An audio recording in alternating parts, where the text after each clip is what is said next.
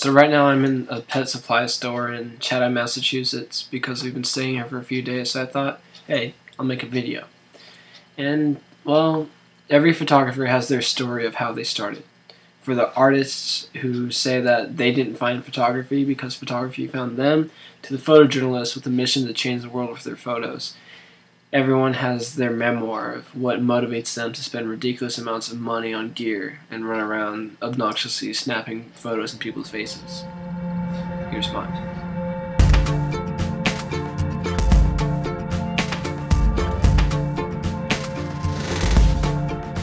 Throughout junior high and high school, I used to draw and paint a lot, and I always thought photographers were just too lazy to draw. And to an extent, that hasn't changed.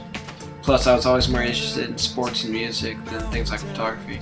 It all changed when I saw this American Express commercial. Maybe you've seen it. It was this montage of objects arranged in a way that looked like faces, sad and happy.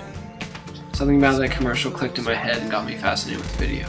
In early 2010, I bought a Canon Vixia HFS 100 to start out, but soon found myself taking more photos and video with it. So I bought a Nikon D3000 to go along.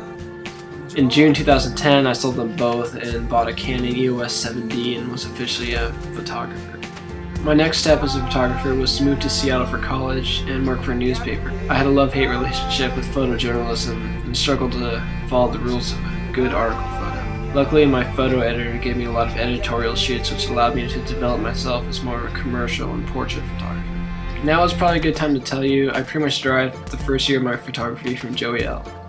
He's been such an inspiration and a huge influence on my work. He inspired me to branch out and shoot portraits in the streets and get out of my comfort zone.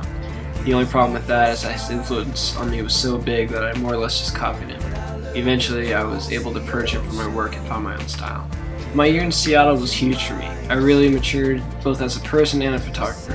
I got to shoot with a lot of interesting people on the street and even go to a monastery and shoot with monks and lamas who didn't speak English. After University of Washington, I moved to Albuquerque to play music in a band, which I'm still doing. This band allows me to travel all over the country, which provides for some amazing photo opportunities. Traveling is such an interesting experience, though compromises many other aspects of my life. Safe to say, I probably won't find a girlfriend who would put up with me being on the road for 3/4 of the year. And that pretty much brings me up to now. Playing music, traveling the country, shooting whatever looks interesting that day. It's hard to find work that pays as well as it did in Seattle when I'm traveling so much. In order to keep busy, I'm working on a 365 project to keep pushing myself as a photographer to work with what's in front of me. Make sure to keep up with what I'm doing online. Go like the Facebook page and follow me on Twitter. Of course, for business inquiries, hit me up at jesse@jesserogers.net. I'm hoping to do big things with my photography and make it a long-lasting career. Your support means a lot to me, and I can't stress that enough. Hope to see you on the road.